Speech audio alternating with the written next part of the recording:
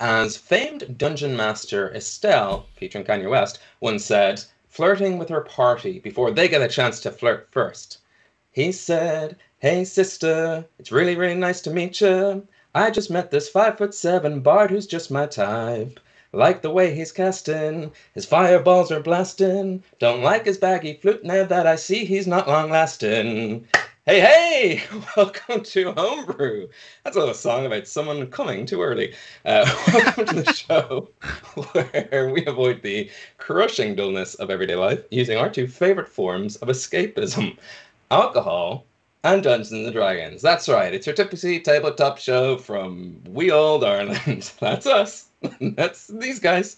Speaking of booze, let's get introduced to the beers. And so no one's sprung on, I will start. This is what I'm drinking. It does not have a label. Oh, cool. Nondescript pirate grog. For our podcast listeners, it's basically what would wash up on a shore. But I know what it is. And it's a Bacchus. Because we've met Iggy's dad, Bacchus. So I'm going to start the show because that's where we're going to start the adventure. It's a Bacchus Brown Ale. I'm looking forward to it. It came, when you see it in the off-license, it's wrapped in paper with the name and stuff on it. And I thought the label might be on it when I took the paper off and recycled it, but it wasn't. So it doesn't make any good visual displays for a show. But it pours nice. Pours like a Coca-Cola. Ooh, it's dark. Mm. Is it a stout? Well, no, it's a brown ale. It's a brown ale. What are you drinking, Wes? I'm returning to an old favorite I haven't had in a while, the Lagunitas Daytime, which is just light and refreshing session IPA, and it's like 4% content. It's the closest thing as beer gets to a soft drink without hurting your teeth. Big fan. Nice. I am too. They come in nice little packs. Let's hope there's no Lagunitas on the stream tonight. Anyway, Paul, what are you drinking? I've got Ballykeefe Irish Moonshine. Oh, wow. So, of course you do. Yeah. It is batch 1.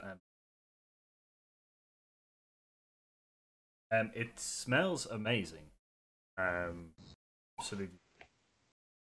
Was that the sound of it popping? Yeah. That was a pop from the cork. That was incredible. Good. All right, scrap this whole campaign. We're starting a drinking ASMR channel. Glug, glug, glug, glug, glug, all that shit. Yeah, in that. The bottle is really feels really kind of way above my. But it tastes lovely. It tastes so this is it's quite strong. I can't wait to share it with some. Yeah. Oh, surprise heartstring twist. I now have to put in some lichens to this show. We're going to bring some moonshine. No, lichens. Like and subscribe to the show here on YouTube. I'm kidding, but I'm not. You should. I'm kidding only because that's usually Wes's bit. Lucy, before I ask you what are you drinking, I will point out that you are on mute, just in case you didn't know. So, what are you drinking this week? Sorry, this is the first time I've ever done a video call, so totally understandable. But I was just on mute there. Jesus Christ! All I said for the last while was "ooh, nice." So, just edit this podcast, take those cuts, pepper them throughout, so it seems like I was very present. I am drinking today. I'm going to Sligo for some work next week, and so this stood out, which is a Lochgill. Just a red ale from C. Anderson's red ale. So I don't know. Sounds nice. Old favorite, the Wicklow Wolf Arcadia, which I just poured, and I'm just thinking, why didn't I just get loads of this? Because it's so delicious. So yeah. Arcadia. Play the hits. I feel so bad for Wicklow Wolf because we're now you're all level 10. A pack of wolves coming across you isn't as but it was clearly level 1 to 3 stuff. It was right there. We had so much Wicklow wolves coming out of the wazoo. I mean, we met a village of werewolves. Yeah, that's what the moonshine's for.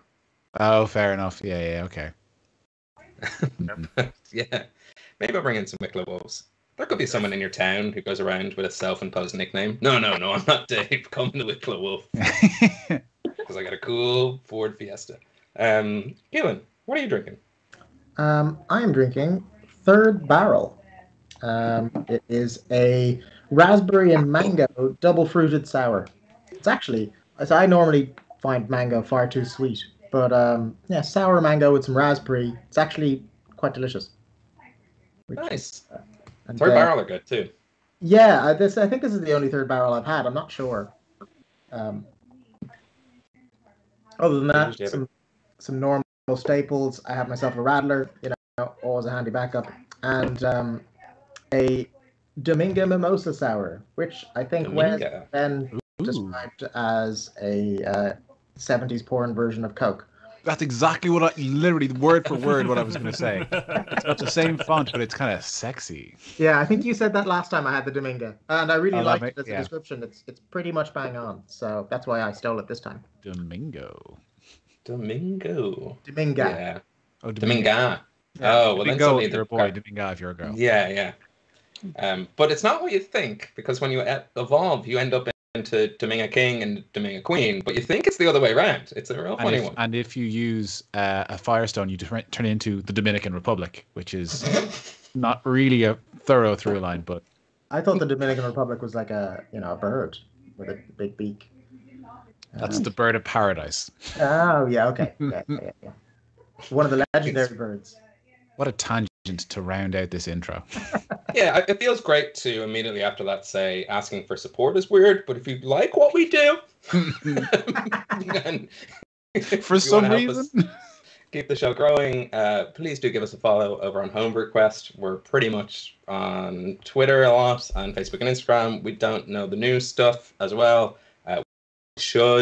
We just don't. And if you already follow us there, tell a friend. That's what you could do. Open up the sweet encrypted messenger service that you use and just be like, hey, buddy. But use it in your own words so they don't think you've been hacked. Because that's happened to us before, and people don't listen to it when it seems like it's just copy and paste from what we're telling you to do here. So yeah, if you do like us, if you want to help us support the show and keep us growing, and just sort of our only growth is you guys, really. So everything is appreciated, especially this holiday season. Why? You notice that with ants, they just bring it in like holiday season. It was like the COVID thing. In these difficult times, no, you're selling me a car. Fuck off. I hate that shit. The bank ads were the worst for it. Yeah, we're with you. Are you? Are you with me? You tucking me in at night? No, you're not. You're tucking your hand into my pocket every month and taking out my mortgage. That's what you're doing, bank. We know what you're up to. Wes, thank you, recent homeowner Ben Clifford. Yeah. Hey, Wes, why don't you tell the lovely folks listening or watching about our good friends to God Irish? Again, what a weird transition from like fuck advertisements into, but actually listen to this. Well, it's funny. What I have is actually less an advertisement and more a message that I'm relaying from. I was visited by the Great Spirit of Giving, who relayed a message to me.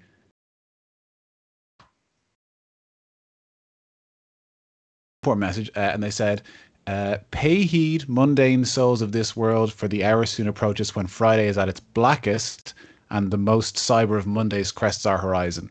It was all said in a very spooky voice. If you would give those you love with artisanal handcrafted dice trays and exquisite polymer metal, stone, or even wooden dice, then you need only visit dakotairish.com. Select your chosen offerings and enter HUXPUNKS, in all capital letters, at checkout for a 10% discount. I, the timeless, omnipresent great spirit of capitalism of giving, caution you to take hold of the potent deals found on dakotairish.com this Black Friday, 26th of November. They started to flicker in and out of existence at this point, so it was kind of hard to catch the rest, but I believe they said, show great vigilance through to Cyber Monday itself, as there will be flash sales all with spooky hands throughout this pre-seasonal weekend. As the very essence of generosity and thoughtfulness, might I recommend checking out the D2 dice. They are most beautiful coins that make wonderful stocking fillers or bribes. Remember, you can use our discount code HUXPUNKS even after Black Weekend Cyber Friday. That's HUXPUNKS, HUCKSPUNKS, all caps, at checkout. Did you get that? You're not writing anything down. This is why you can't remember important plot stuff. And then they evaporated. Oh, So yeah, that's Ooh, nice. real yeah, to detail. yeah. It was haunting. Very unsettling. Are you okay? But I take heed. So check it out. Mm. Sure. And my main criticism of people's experiences with spirits is that, like, they don't really give enough information and enough specifics, measurements, Yeah. etc. So, Yeah. Measurements are usually key. Yeah, and web addresses are a huge help, as well as discount codes. If more ghosts did it, we'd listen to more ghosts. We wouldn't have to bust them all the time. yeah. But busting makes us feel This good. is why they're dying So, out. like, We're getting. what are you gonna do? This is why we've less ghosts and more hotels. It's because of shit like this. We need more ghosts, less hotels. You heard it here first. That's my platform, people. I think it's time to start the show. I don't think there's anything else to announce at this juncture. So if everyone's feeling good and ready to play and excited, let's dive in. Yeah. Will I do the thing I do? All right. Do the thing. Do the thing. Do the thing. Wait, did someone say what? Okay. No, without further ado, grab yourself a drink and pull up a chair as we dive into a world where anything is possible, but not always probable. Welcome back to the realm of Hibernia. Ignatius Ofla. Ain Scale. In a recent sense, or since my troubled teen years. Let me just give a quick overview of the most recent thing, because actually those two time periods have kind of merged together, which everyone enjoys. Yes, so when I was younger, there was a bit of an issue. Everyone has, in their hometowns, some like gossip and issues. Mine was that people were being murdered, but it seemed like they were throwing themselves off cliffs. But actually, it was definitely murder, and people didn't believe me. But it was murder, I swear. And people would say, well, no, maybe they just went for a walk at the night and fell off the cliffs. No, it was murder, and I knew it. And then who was responsible was, as is often the way in Hibernia, a demon. And I tried to help, and the demon was very clear that I must not help. He said as much in my dreams, which people, again, didn't really believe me when I talked about. Anyway, I went off and have returned with some compatriots, some lovely friends who they actually do believe me when I tell them about my dreams, because hearing about people's dreams is actually really interesting, and everyone loves it. It's everyone's favorite thing.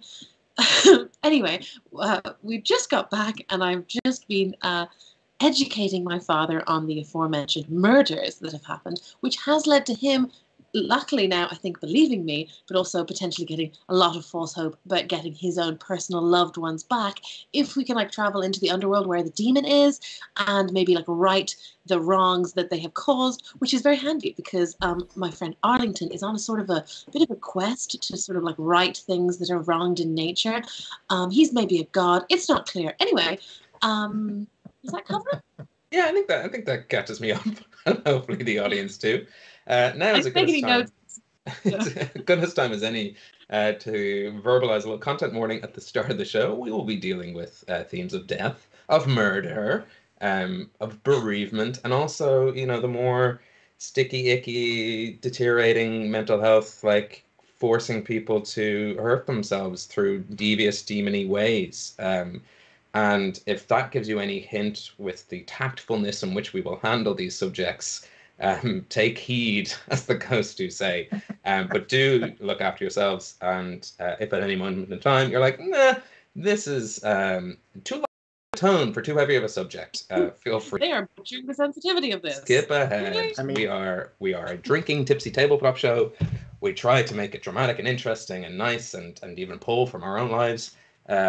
But we won't always get it right, and we're doing it live, and we're doing it drunken. So please forgive us in advance if we do step, but we will try our best not to. Yeah, there's a level where self-awareness you still have to, Yeah. Who knows what will happen? That's the joy of the show. Iggy is right. It is a normal day in Hibernia. And by that I mean everything's fucked. Which is normal for a world that's bursting with magic. Our world is fucked up and we don't even have magic. So imagine a world that has magic and how fucked up that is. But as I say, you kind of get used to it, and it's a normal day in Hibernia. It is late in the evening. Not that you'd know it, because it's perpetually evening, thanks to the Archfey Rua, who has sort of started to suck the Fey plane and on top of it, and you are on the outskirts of An Eagla, Iggy's hometown. You're being pelted by a harsh, cold rain. And before Bacchus returns to the town, is there anything you guys would like to do? You know you probably can't go into the town because of the aforementioned Morn Demon. If you ever step foot here again, he'll kill more people. But you also get the feeling that talking to your dad, he's been doing it anyway. So who are you going to believe? The demon or the demon? Don't believe demons is what I'm trying to tell you. Well, that's so true. Yeah. People are obviously still dying. Yeah, well, he's just been doing it with less hindrance. It's been great for him. Well, the last time I guess it was people I directly knew. So, it's people you don't really know. Like, yeah, you kind of met them on the street once. You sort of know them, but yeah, I'd like to think that the Iggy's moral character is at least like, let's not roll the dice on that. So, but if there's anything that you guys need, I can probably tell you about the cool local haunts to get certain things. Can I think of anything I need, but at the same time, haunted town. It's not that inviting. I don't know. I know it's quite a small village, Ignatius, but would there be any weaponsmiths or perhaps procurants of magical items or anything we could sort of stock up and have one of those moments where a load of weapons appear and we put them in sort of hidden places, that sort of thing? Yes, there's actually one of the best weapon stores in Hibernia, and it happens to be in this small town. I will allow you said it. That's true. I should have stopped you. It could be that as a young girl, it seemed like the best in town, in the world to me. But actually a toy store. I believe there is a well-stocked armory. It's the you know it as the Weapons Arcadia, and a man known as the Wicklow Wolf. He works alone. He runs the smithery in town. So yes, the Weapons Arcadia. So I cast create an Arcadia. Excellent. I heard he was gluten free. He's gluten free. He's gluten free. Yes, he likes his customers to be gluten free, in a general sense. And can I give them some? I'm gonna give you some of my drawings from our things. Oh, tell him that I sent you. Here are some, postcards for him to show him what I've been up to. He loves the landscape, so he does. Oh, absolutely. Yes, I'll show them immediately. I didn't use weapons that much, so I suppose, Randy, are you interested in the shop? I'm interested in a brewery. Is there a brewery around? No, beer is outlawed here. So is dancing. But there's a road called Bacon. There's certainly taverns here. I know that much.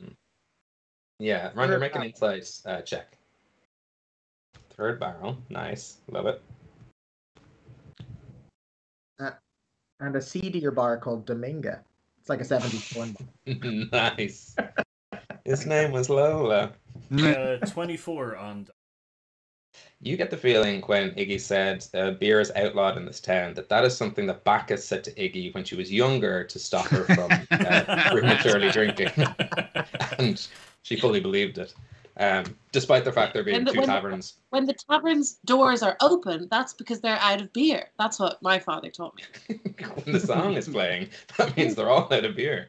Exactly. Yeah. When they're closed, they're nice and full, but maybe they won't let you in if they're too full of people. But if they're open, don't even try, Ignatius. That's what he told me. But yes, Keelan is right. There is the third barrel on one side of town and the Domingo on the other. They're literally entrance and exit and entrance, depending on which side you're coming in from. Dominga. Dominga. I feel like I should represent the beer. You're right. Yeah. So the taverns are also like microbreweries as well. Sure. Absolutely. There's not this one brewery in the town. I supply all the taverns. But Ignatius is not allowed near us. It's one family that has a monopoly on all of them. Not anymore, gentlemen. Randro, my diminutive friend, it might be worthwhile you're there hawking your wares. If you could glean any information from the locals about what's been happening as well. I suppose weapons or information This is probably quite a potent weapon in this situation. We don't really know what we're going up against. Yeah, definitely. Yeah, I'll sweeten the dark egg. Not gonna work. Maybe ask before you make them drink your poison. They get sick and they can't speak, you know. To bribe a tavern owner with just beer, maybe? I don't know if that potentially... That's exactly how they get smaller breweries off the apps. Like, anytime you see the big names on your pub names, they've been given free beer. So, you know that, Randy. You're well used to the Inish Bay bar trade. No question. Real difficult to beat. I'm trying to get Galway Bay beer on there. Because they were the big beer makers in our world. We picked a nice, lovely craft beer maker in the real world to make the big ones there. Or maybe they were the Malloy's Bottle Emporium. That's what it was. We picked an independent off-license in the real world to claim that they were the biggest producers of beer in this world. Oh, yeah. We're nice like that.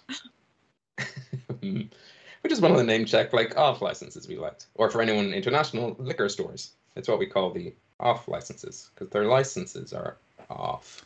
Yeah, why are they? I literally never questioned why we call them off licenses. Yeah, I don't know. It has something to do with the licensing. I looked it up once. Well, I mean, I could have guessed that. In fairness, it's a very specific type of license that we do. I only like I remember when I first flew to Australia, and like on the first day went into a shop and I was like, "Hey, is there an off license nearby?" They're like, "What are you talking about?"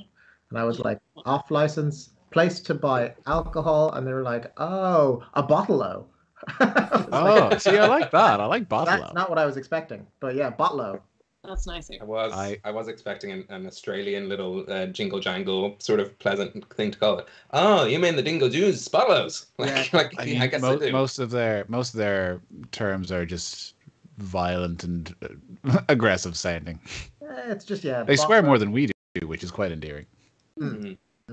Iggy, I don't want to exclude you from being able to go into the town, but I realize the predicament you are in. If you want to make an Arcana check, you will know whether, or you'll get a better sense of like how instantaneous the threat is.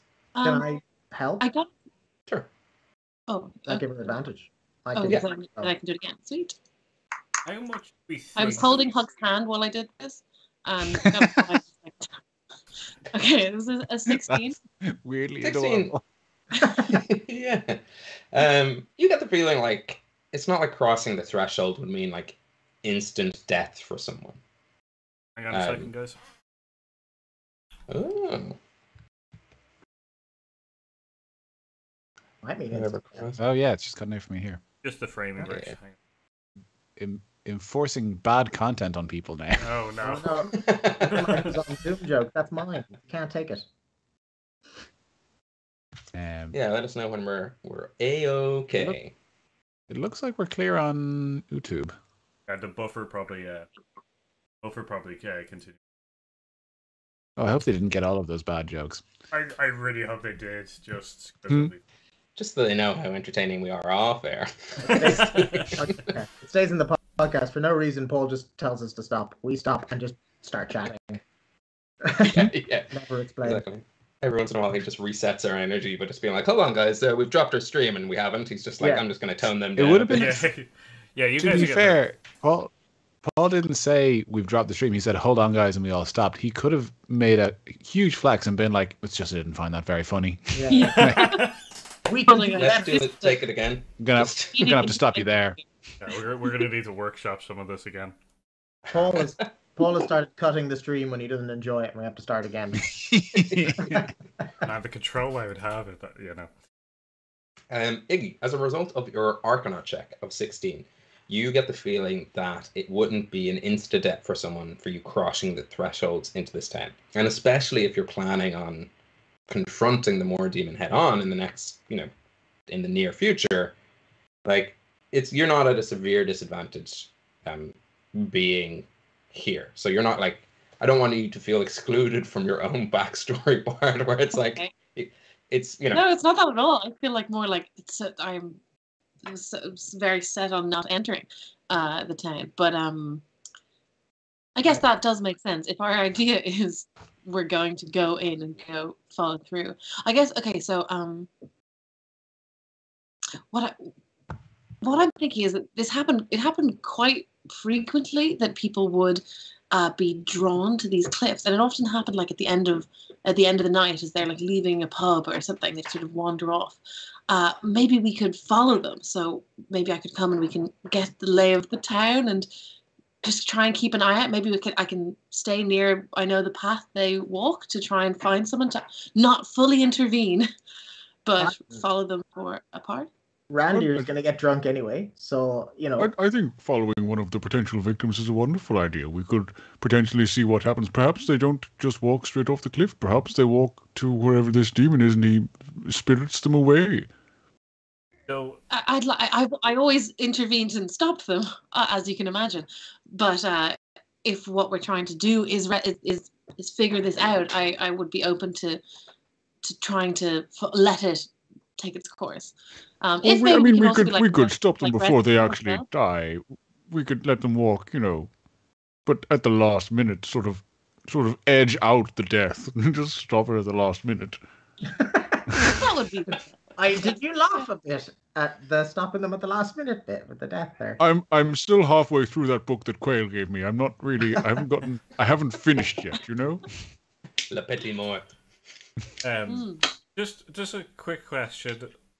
How this is in character? How much do we think that Iggy's mum wants her to stay alive? Because if she enters the town and then this demon comes for her, do we think that the possibility that Iggy's mum will step in and do something?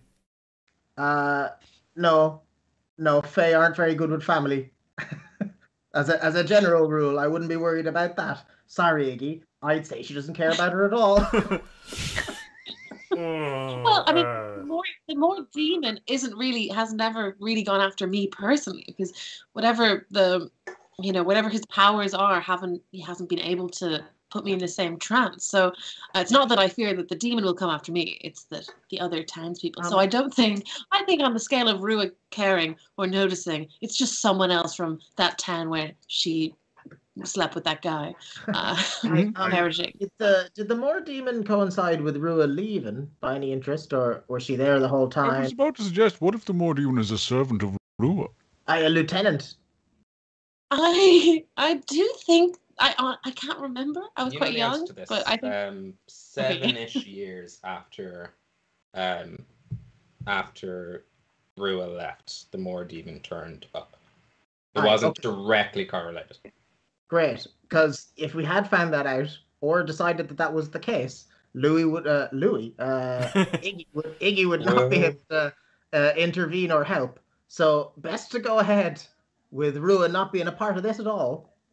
I don't believe so. I mean, I told Rua that I asked her for help with this. She knew that she knows this is separate. It's nothing to do with her that I'm aware of.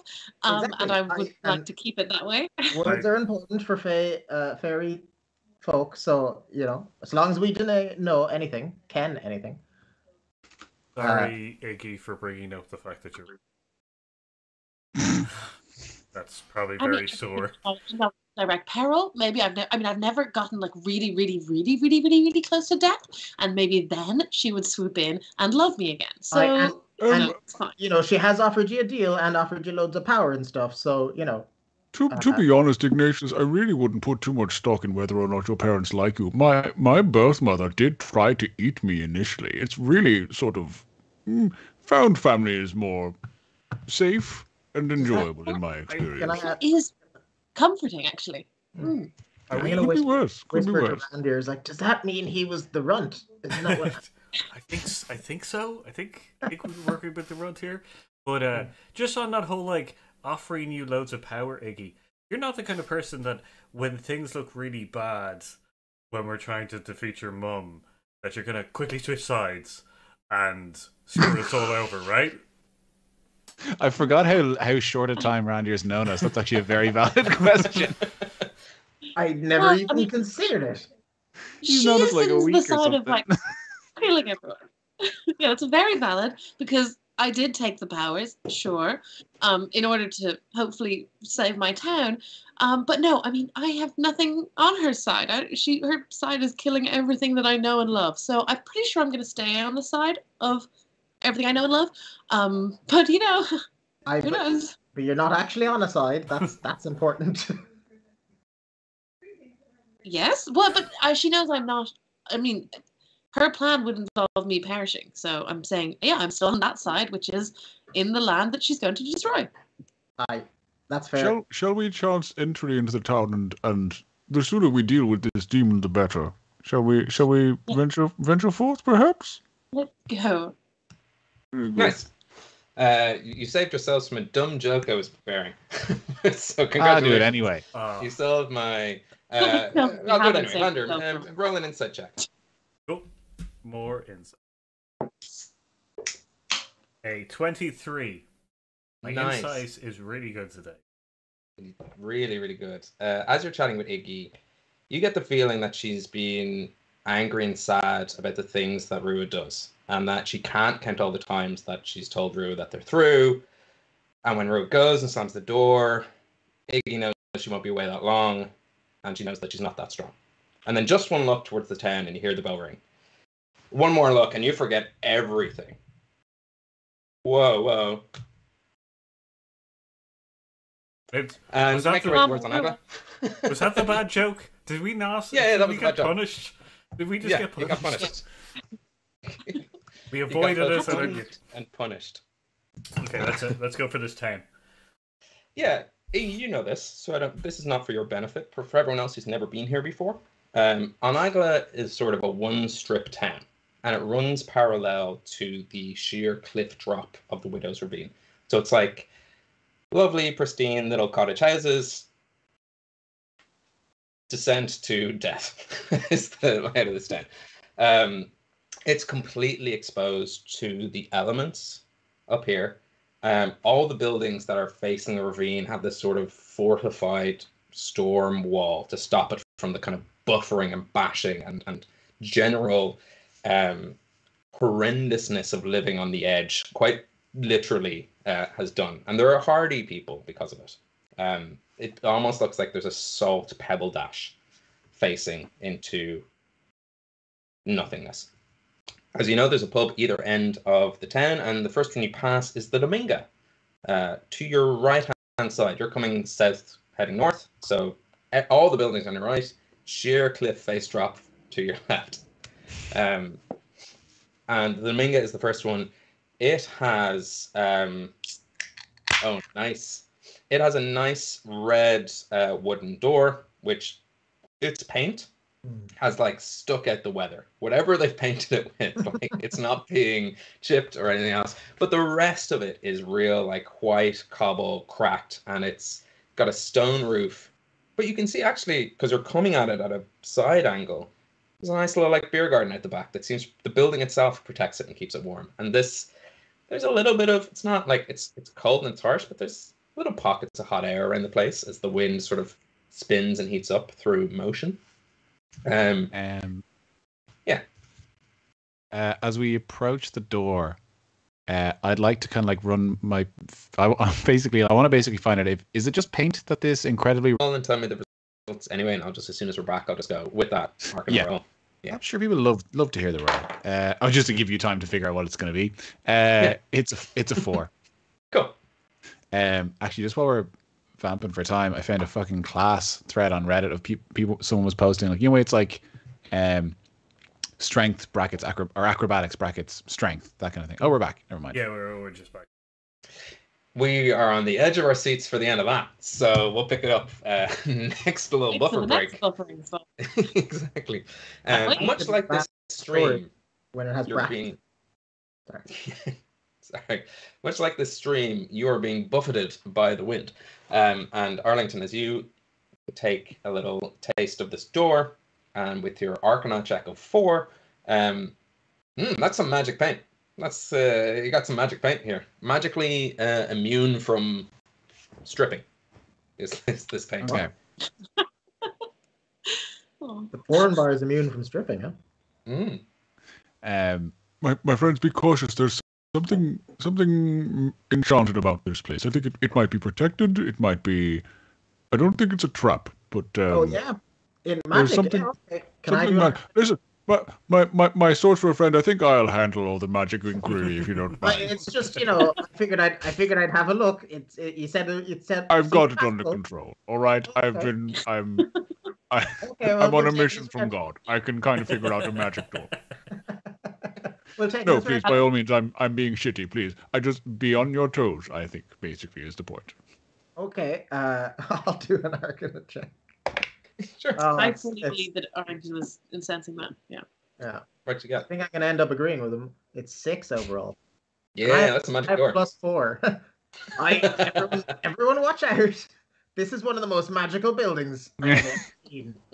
We just kind of look like two middle-aged dads that have seen like a sports car parked, and they're looking around. It's like, ooh, what kind of horsepower do you think that baby is?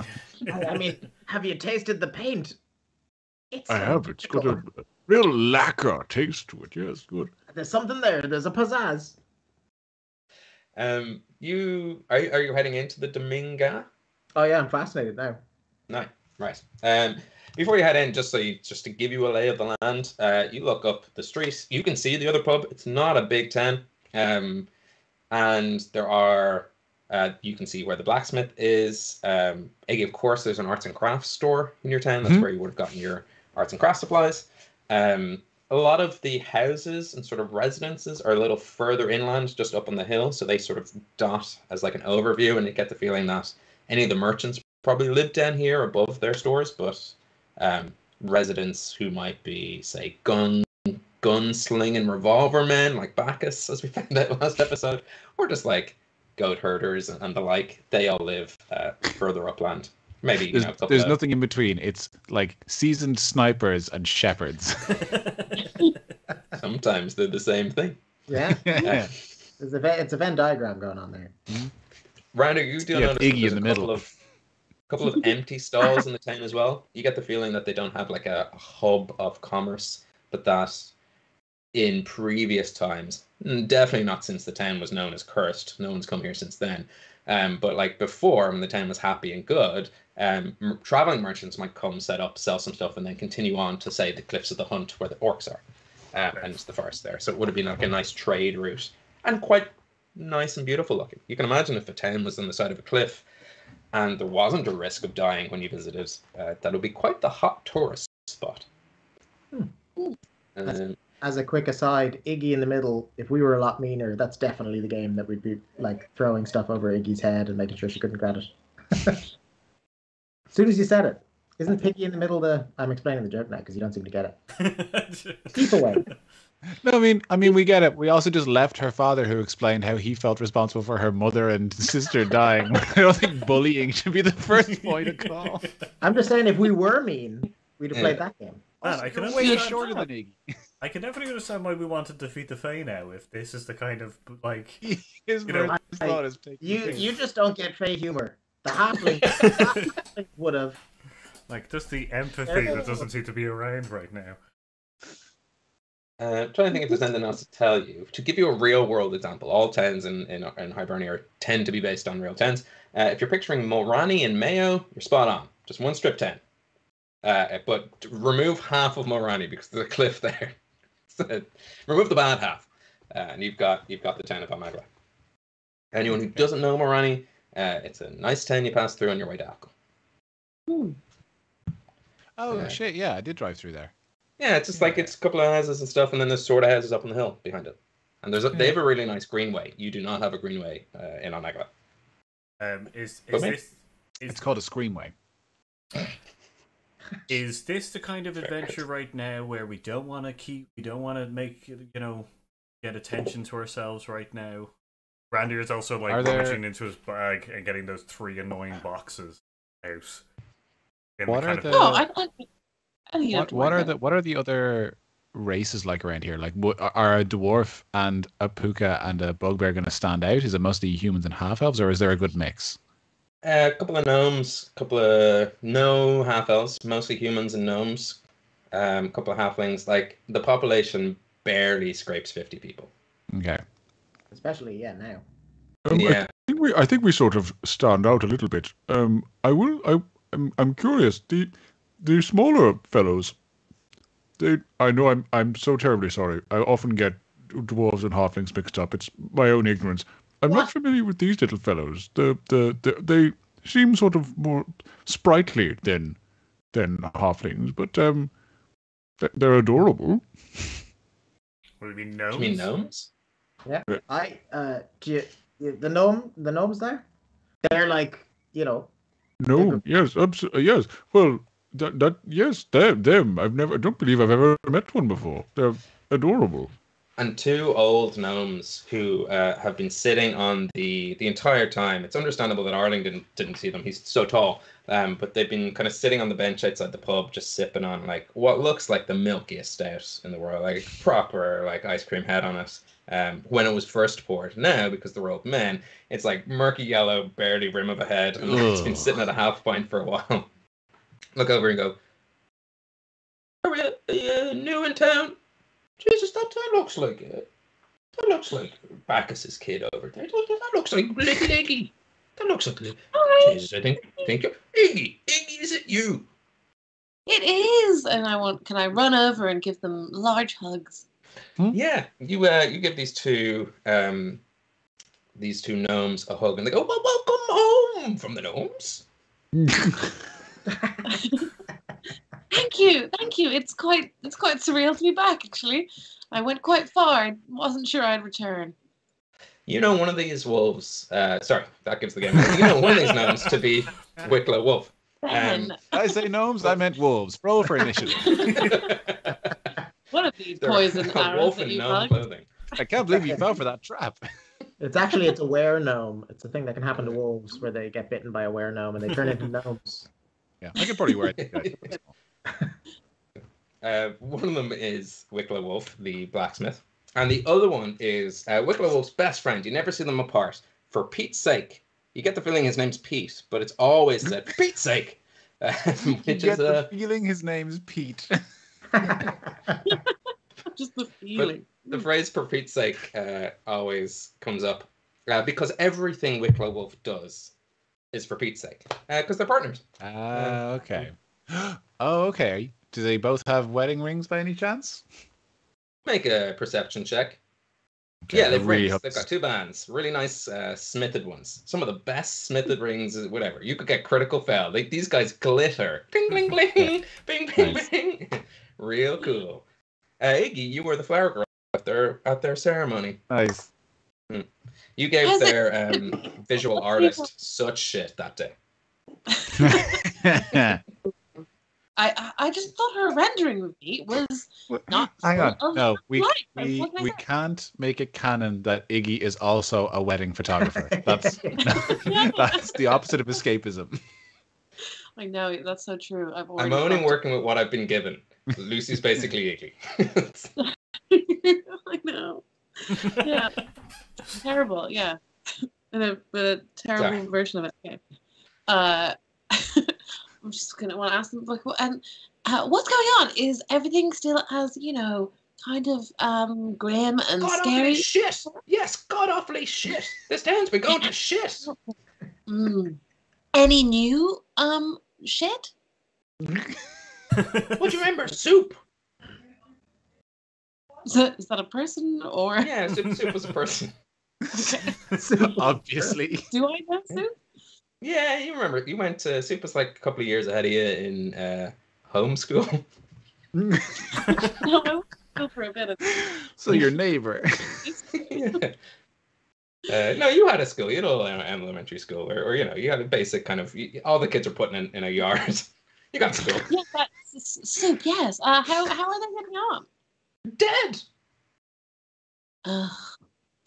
Always Now, the way. but I did say, and please, I did say though, I've never once seen Soup salute a magpie. So, what can you expect?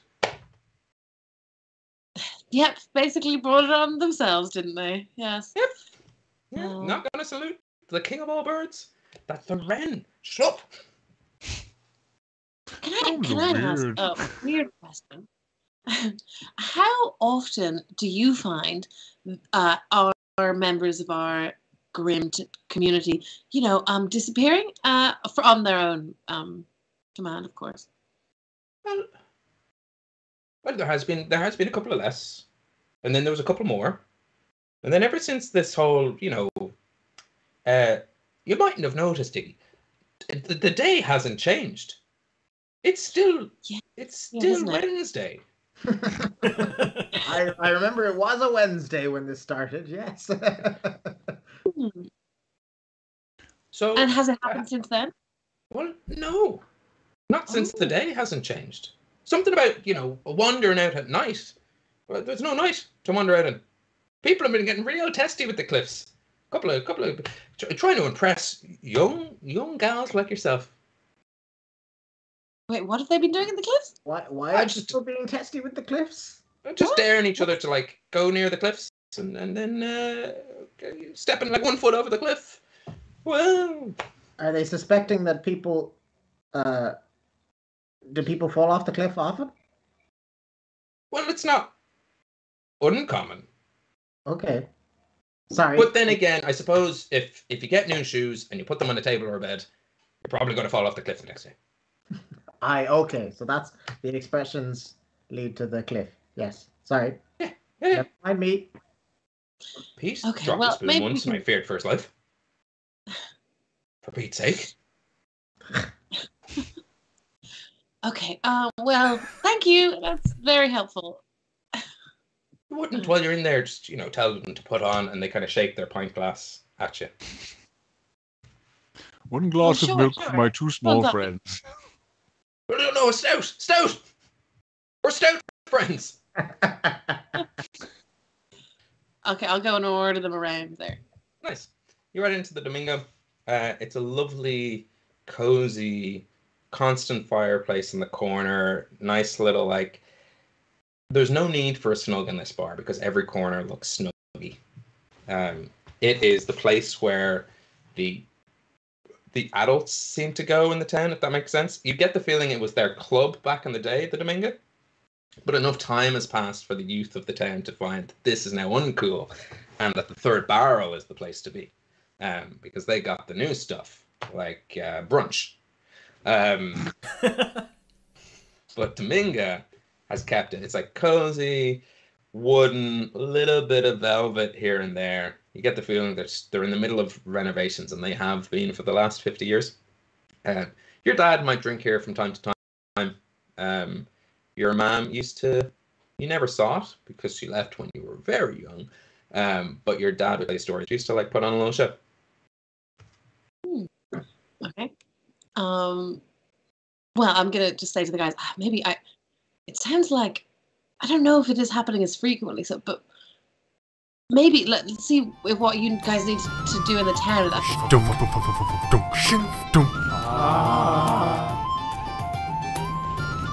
Welcome back to part 2 of Homebrew, episode 55. To fill you in, as an audience, we all know this, we were here. We had a couple of tech goblins in the stream. So, we weren't jump cutting you through the story just to really get to the action. That was just buffering, much like the buffering happening in An Eagla, thanks to the bracing hard winds. To catch you up on what we discussed, because we just sort of role-played out some stuff while the stream was catching up with us. Our party have made their way to Iggy's hometown of An Eagla. They have met a bunch of, what I would like to say, friendly and approachable gnomes called Wicklow Wolf, and for Pete's sake. Wicklow Wolf is the local blacksmith, of which Arlington immediately pulled away from his delicious creamy pint of an evening and into the workshop to pick up some javelins, a blow dart. He had darts, but not poison darts. But what he was able to buy were darts with the space to put poison in afterwards. All darts are like that. It's what Arlington and Ben didn't realize when he sold them to him. I was picturing like a little chamber, like an injection needle. Yeah, that's what he sells. They're better that way. They're cooler. They're not just, you don't just. Oh, as opposed to just like tipping the tipping the point. Yeah, which is what a swindler. No, this is like a syringe kind of thing. Yeah. Yeah, it sticks in and then it like shoots the poison in. Did the backwards bastard have poison arrows? Am I remembering that wrong? He did actually, and he had these really nice jars with a sort of film on top that you can dip in. That was it. Yeah, I remember that. Rian has them. Oh, okay, right. Okay, sorry. God, well It had that remembered there, little man. That's permeable. like episode 5 or 6 or something. I had this flashback of Ben describing poison arrows. It was the first episode, I think, on, Yeah, I was gonna say. or like first or second on the stream episode. Oh shit, yeah, you're right, yeah. And at least it wasn't like in our personal life, like, oh yeah, that time that Ben just told me that he wanted Come to... here. Look, the thing about poison, Lucy, you don't get, like, it's just, here's the thing. All can be poison arrows. Time Yes. Ben got Awful by one, that guy called the backwards bastard. You know that guy with the poison arrows. Still one of my favorite character names for some reason. It's just a good name for it. He was an assassin, wasn't he? Or did we figure out what he was? Yeah, he was a bounty hunter trying to get both. Bounty hunter. I knew assassin wasn't quite right. I feel like he was Fianna as well, but yeah, I can't remember now. Ex-Fianna. He broke his oaths. Yeah, to become a bounty hunter. Oh, it's a shame we murdered him violently. He had a great He backstory. got murdered by very low-level characters, so... Yeah, As DM, it was back when I gave my NPCs like fully fleshed out. I didn't realize that they'd just be like, don't invest your pro DM tip now that I'm a pro DM. Don't invest time in your NPCs, just make them up on the fly. Like Pete's sake and Michael Wolf. You'll make like the fucking super interesting like elven mystic or whatever, and then the party will get obsessed with the dumb squirrel you created. Yeah, exactly. Like loose personality types. You can be stereotypical. These gnomes sound exactly what gnomes sound like. They sound like the gnome you met in the road. You gave them a rich romantic backstory. Thing that you're doing, then you're bad DM. Keelan, if you look around at the group and you don't see the dumb squirrel, you are the dumb squirrel. Good. That's the greatest compliment you could possibly get. Wow, that really sums. Yeah, it's a good. Yeah, I think it fits. Anyway, I got poison darts, or potentially poison darts. You got darts with the capabilities to poison put in them. And I discerned from my nature check that I can make poison from mushrooms.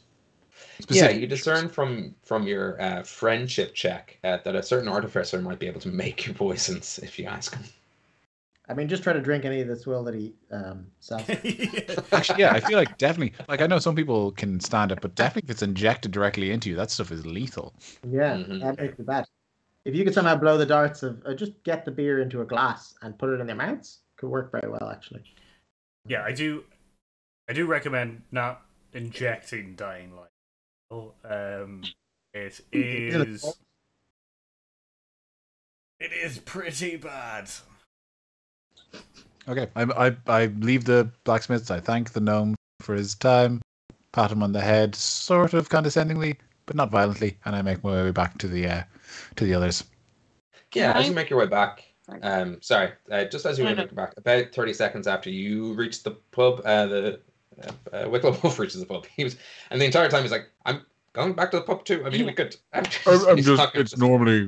Normally when I leave, that's what I'm. Okay, have a good. Quick, before I leave, actually, Mr. Wolf, what time is it? No, that's a dumb joke. I apologize. Every time I go for a sup. I was wondering, you must get some powerful individuals browsing your store. You serve weaponry or skilled individuals. I only ask that if you know of anyone looking for work, I am in the recruitment game, sort of building an army. I mean, we're off on an adventure of sorts right now, but I'll be. Say no more. All right then. It's not that I understand. Just right. Say no more. Oh, you just don't want. No chatterbox. I'll be back recently. If you could give my contact information to any interested parties, I'll be passing by again soon enough.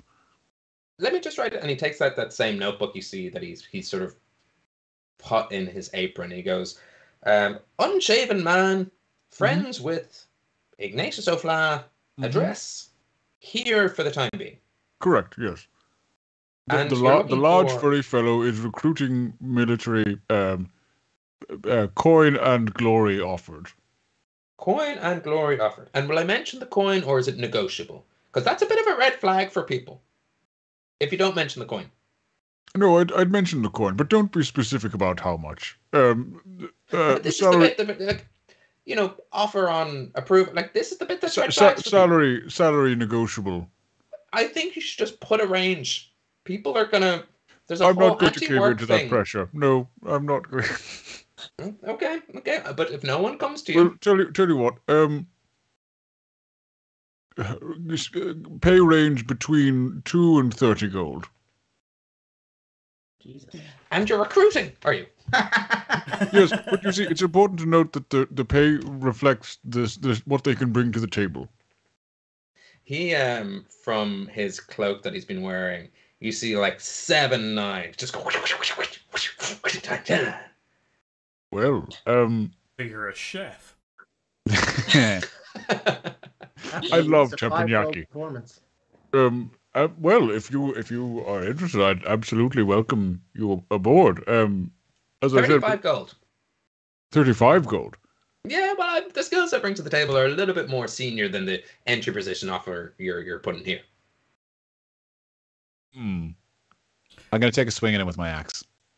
All right. Make an attack. Just to feel him out. I love it. I feel like Rand here is meant to be the salesman, but Arlington is giving him I a am run for his money. I'm selling using my strength stat. Yeah. And what I like about this is if he accidentally kills him, he's gonna have to be like, Iggy, the more demon got Another go. Another one. He put his shoes on. No. Actually, no, this is good. I got a natural one. Oh, great. I thought you got a natural 20. No, my instinct is like, I see a 1 and I'm unhappy, but I'm like, no, this is actually probably the best that could have happened. It's not the more demons MO. This seems way more axe based, but I guess. You're Like right. murder in a Covered in storm. blood. Why did the more demon carve an A in his chest? Like,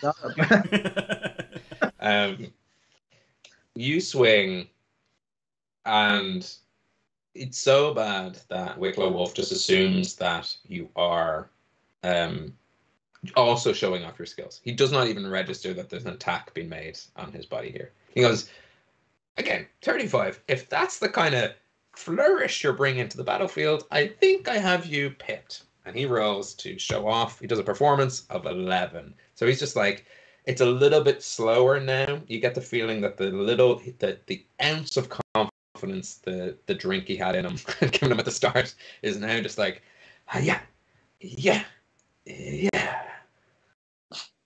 Very impressive. Tell you what, we'll call it 35 if I can count on you to whip around and recruit a few more additional recruits, who will also be paid fairly, but if I can consider it a finder's fee for you to get you up to 35. Does that sound fair? I will find you 5 people. And we'll call it 35 gold?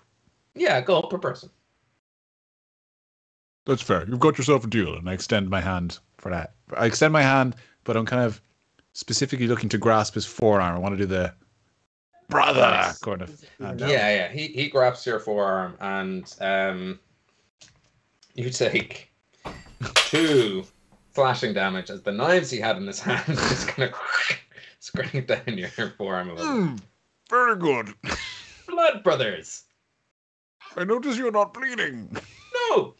Step blood brothers. I wrap my hand up in bandage. Like, well played. You're a tactical one as well. I see this being a very fruitful relationship. I look forward to battling with you.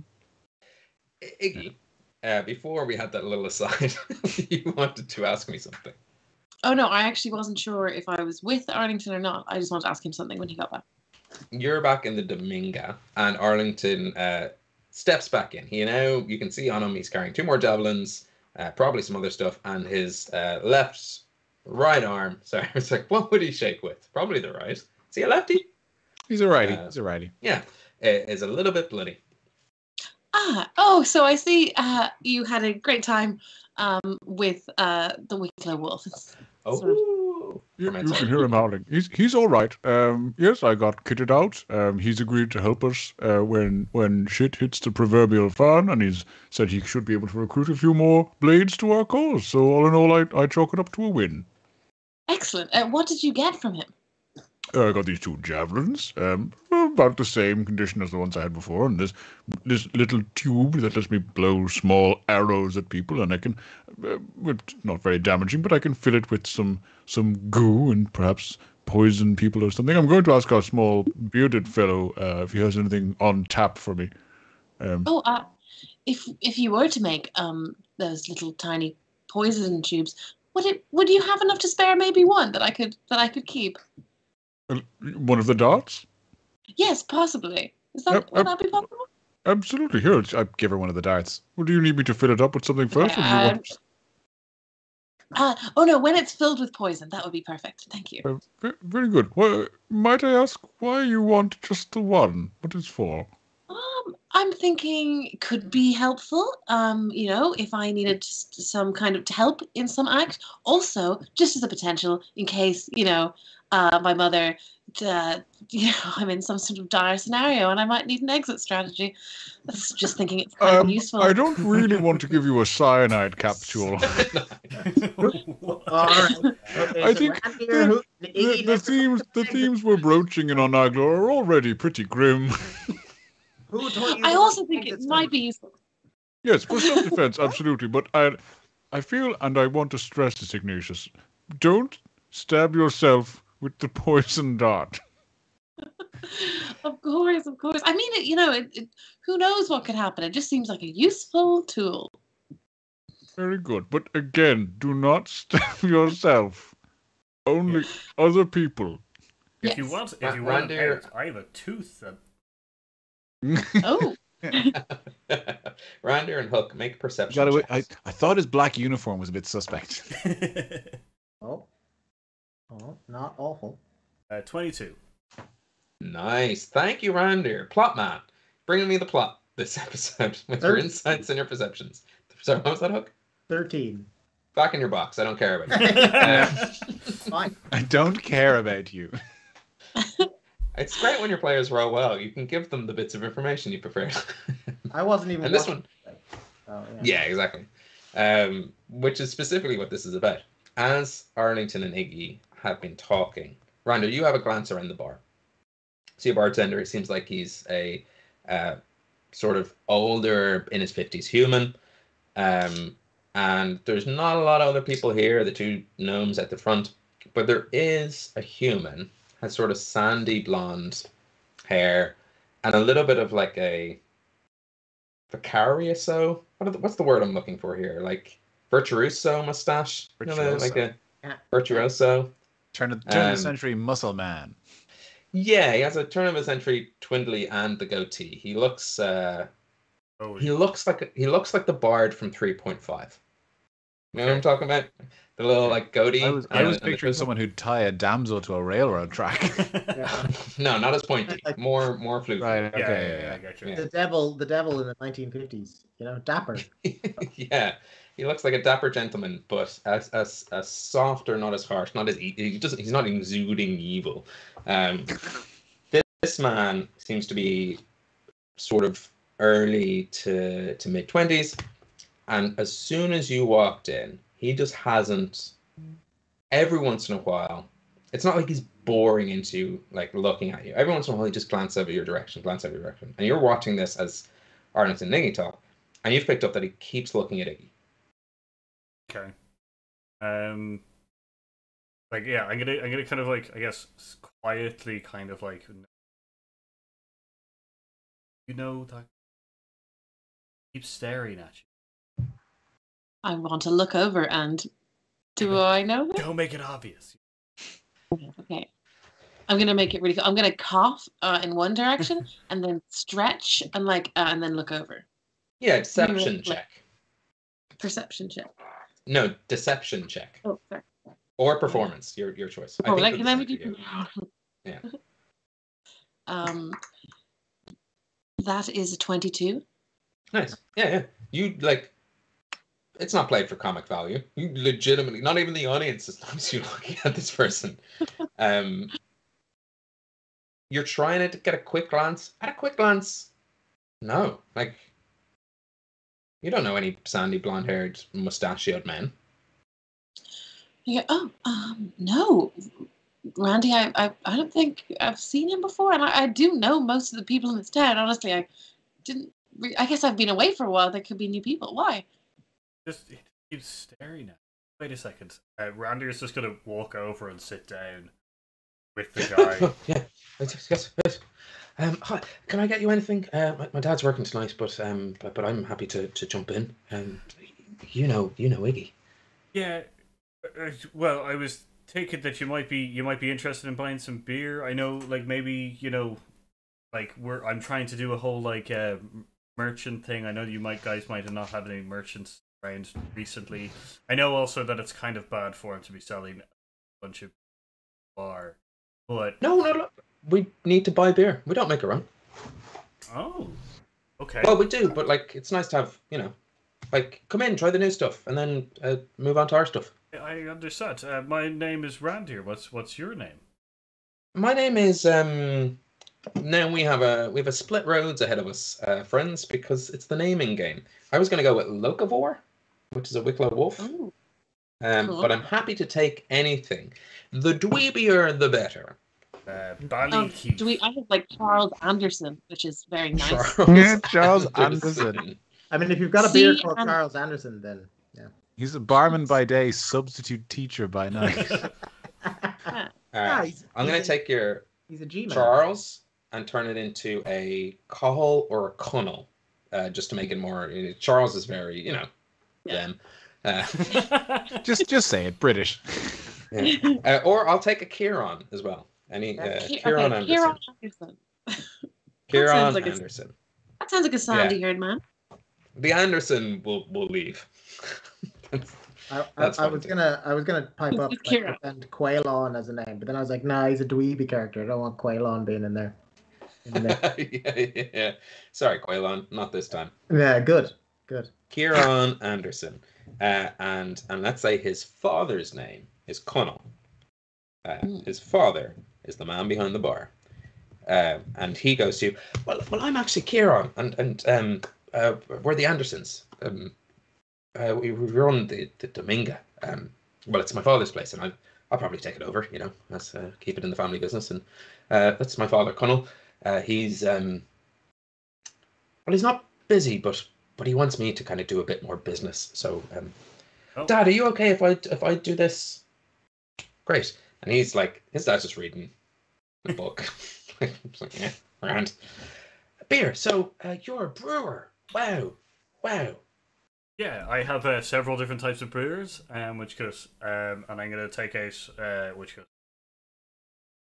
One of them being Dying Light as normal, but I also have the Lover berry, the Broken Heart berry one that I had. I also have the peach one I have as well. The 3, I guess. I'll just 3. 3. Nice. I'm gonna roll 3 Constitution saves, and in the order in which they come out is going to be his results. I like how sour based the other 2 beers have ended up being. A peach beer and a berry beer. Yeah. Compared to the Dying Light oily thing. Yes, since you joined Hux Punks, very sour. I approve. Kieran takes a sip of. I would presume you're kind of pouring out like a flight, like a sample. Taste for him. Not large amounts. He takes a sip of the Dying Light and he goes, "Wow, that." He's got Rander. That you mightn't get this, and well, maybe if you know Iggy, might.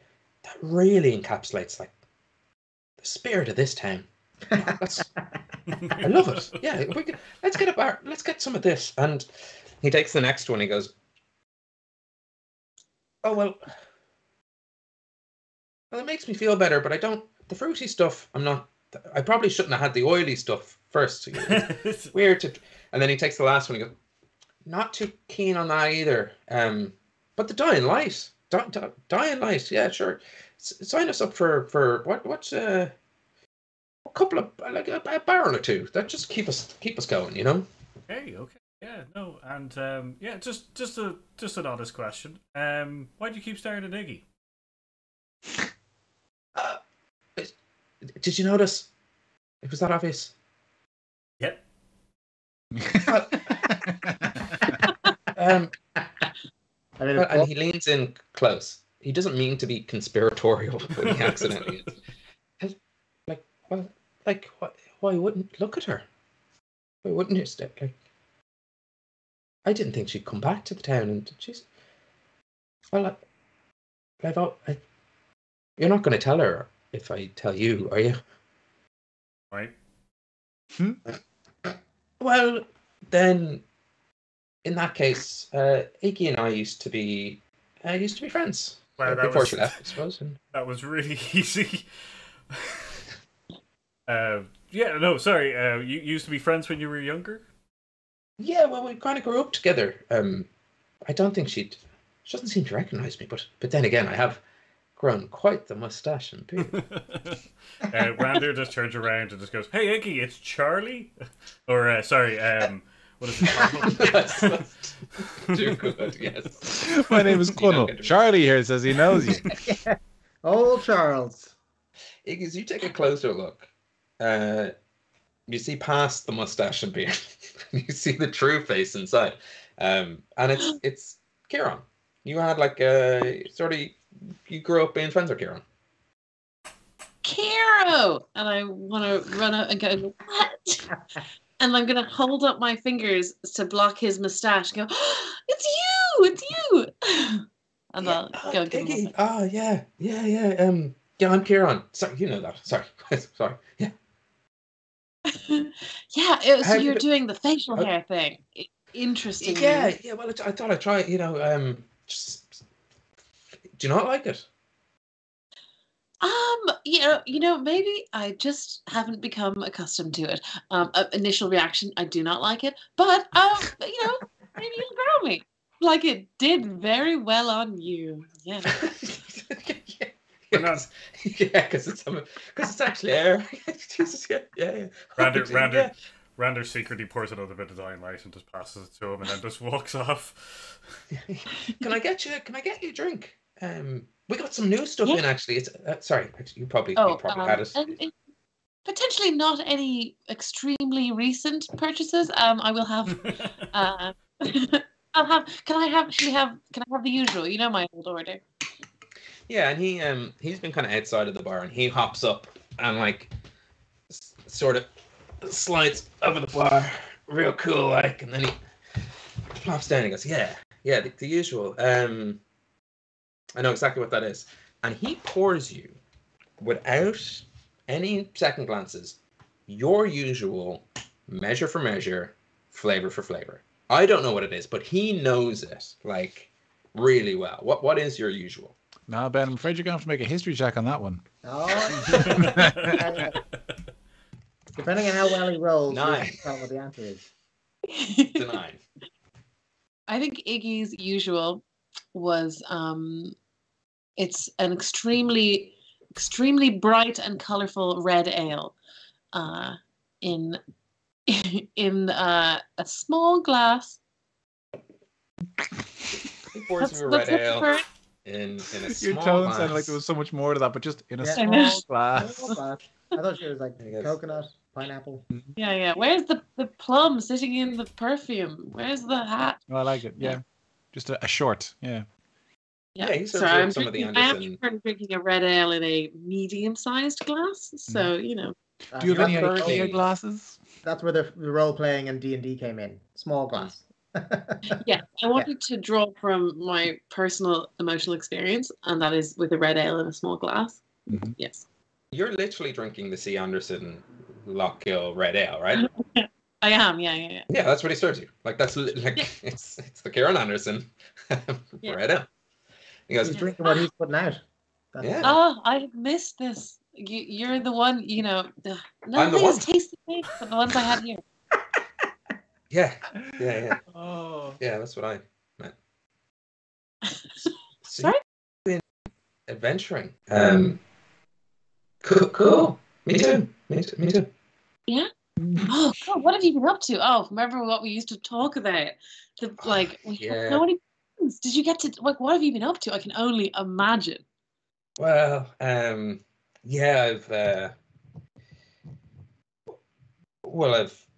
moved out of my old bedroom into the new bedroom. Great. Your brother's one. You always wanted that room. Yeah, he went off. He went off to Innish Bay, actually. But that doesn't like big cities. Is that adventuring, or is adventuring, having something new for breakfast when you feel like it? No one's going to tell you otherwise. Yeah. Did you ever do that? Like, internship with the Cliffs of the Hunt with the orcs up there, or? Oh, next season. It's like, yeah, because well, you know, Dad needs a hand with the pub, so and I'm getting pretty good at doing business, actually. That, like, you know, buying stuff in, and I just got 2 kegs of stuff and I didn't even name a price. That's great. Oh, I'm so happy for you. Oh, We're still well, now I think negotiating about it. price. Yeah, he might screw me on the price. I've now bought it at any price. Don't tell my dad. Don't tell him. And you look the same. Wow. You went off. Well, you went off. Yeah, I know. I didn't really get to say goodbyes, or even explain much. It was, you know what it's like in this town. It was terrible. It was grim and terrible and sad. And so then I Well, left. not everything was grim and terrible and sad. Oh yeah, we will. Me when we used to go and sit by the cliffs and talk about how grim and sad and terrible everything was. That kind of was. Don't bring up those days. They're embarrassing. You know, Remember that day? That day where there was the most murders we'd ever had in a week, and we were sitting there and we were crying, and we were talking about it, and you know that was probably the best part of that week. Yeah, it was nice to talk to you about those things, and like, it kind of gets you. Hop. Yes, like. Oh, did you need a drink? Did you say Huck? I thought I heard Huck. Sorry. No, I said I sort of said the HO of hold. Like I said hold and stop myself. Because I'm Huck. Yeah. All right. I just quickly spin Huck's chair around so he's facing back at his table. It's like, look, Huck, Jax, look at this, look at Oh, Jax. No, it's silly. Don't worry about it. It's fine. Well, what brings you back? Funnily enough, you know how we used to talk about how if we could only stop that, you know, terrible thing that was happening, and that was like our only escape was talking about imagine if we had like will we, won't we? Like, yeah, I remember. Yeah. Will we, won't we save the town? Yeah. Yeah, save the town. Yeah. Well, I'm back to try and save the town. That's why I came back. Oh wow. You really have been like adventuring and like do you want me to help? I can help. I'm ready to help. Yeah. Cool. Oh, what do we have to do? It's a little dangerous. We are gonna try and go into the underworld. And he goes blanche. Oh yeah, cool, yeah, into the underworld. Yeah. Like literally, yeah. But you know, if you didn't want to come on that part, there's actually a really important part that we also have, which is that we first need to basically try and see if we can catch someone when they get into that shitty trance that they do, and so we can follow them. So you're basically in a perfect position here. Could you be maybe like the person to look out for that and let us know when that happens? Yeah, because you need to follow them to. Do you need to follow them to Onagat, the where they've been dropping off into? Is that where they've been going now? Yeah, it seems like I've been doing a little bit myself. You know, I didn't just move into my brother's room. I've kind of been paying attention, and it's always the same spot. And I've done a little bit of looking and a little bit of sort of scouting around, and they keep going to the same cave. There's like a cave in the opening of the cliffs that seems like, not that they're going in, but it's always the same. It's odd that everyone steps off from the same spot. And okay, this is amazing because the last time I was here, you know the way we'd stop them before they got so far. So I don't know. Can I whip out like a map of the town and ask him, or a map of the area and ask him to point, like show me exactly where this cave is? Absolutely. He reaches over to put his hand on the map, and he, like, not so subtly also puts his hand like near your hand on the map. He goes, yeah, it's just and you can feel about this as you will. he picks up your hand to point out where on the map it is. You can I let was him gonna or say, not. I my other hand and put it on top of his and squeeze it and look into his eyes with just unbridled joy that we were both helping save the town together. Yeah. And so with all hands not on the point, with his eyes, it goes, yeah, Iggy, they're sorry, I just there. And he doesn't have his hands so he's just nodding with his head. So that his hands are free. And he just circles it and goes, yeah, just kind of here. Actually, I was talking to your dad. I check in on him every once in a while, and Onagat is, well, it makes sense, because if anywhere is going to be a sort of entrance to the underworld, it's going to be the Cave of Cats. And if it's the cave, funny enough though, I was chatting to your dad one night. He was in here having a couple of drinks, and he seems to be doing well, but he was saying that, like, is it okay if I bring up your mom? Is that, I don't want to. Sure, go ahead. I actually, she's more of at the forefront than ever at the moment. Well, like, he said to me one day, he was like, the funniest thing, he was like, that's where she came from. Like, what? Like, as if she was born in a cave. That's mad, isn't it? That would be mad for a totally normal being to be born. Weird. So weird. Yeah. Babies being born is weird, isn't it? Like, yeah. You just hear a snapping sound as Randy's neck breaks from the cringe. I was going to say, I'm pointing to a very early chapter in Arlington's book. The one they got from Quayle. Way back when it was Sharks and Fishes or whatever it was. Oh, I sort of skimmed past that part. Well, this is the very early chapters, the prologue. Do you know what? I don't think he's read this book. It's not going quite like the pictures are showing. Okay. I was sort of hoping that there wasn't going to be a connection with my mother and this cave, but that's probably good to know and typical of my father to admit important details like that. He likes to, I don't know, he seems to have a strange... I don't think there's a connection between your mom and the cave in the sense of the demon, you know. Funny enough, I kept telling people after you went that it's actually a demon, and superstitions are full of shit. It's not like, obviously, you know. Like, come on, obviously.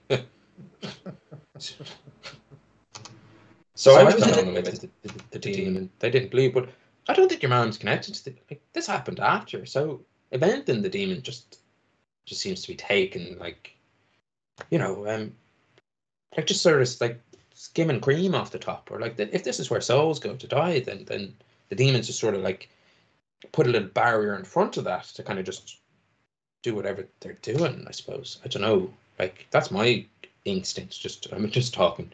Listen to me gabbing on. You have very good instincts, Kieran. Do you? I think so. I think he leans in a little closer. Yes. You're saying I should follow my instincts?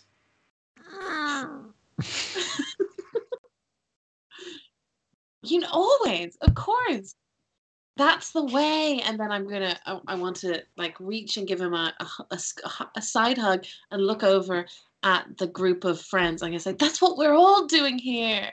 This is how we met. We're Oh God, she's looking over. Act like you're not. Act like you're not looking. And that is, and that's how you play jacks.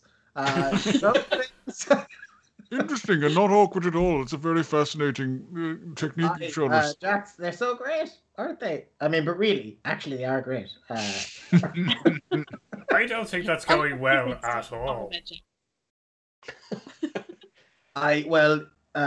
Is that not how all human interactions go? Oh, I certainly hope not.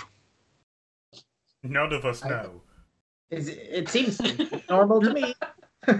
It's come to my realization, perhaps we're not the most equipped group of boys to be judging this poor gentleman. I mean, I grew up in a literal cave. You're a rabbit boy. Randy, I think you were on the ground for most of your life, like a potato. Maybe this guy's got it right.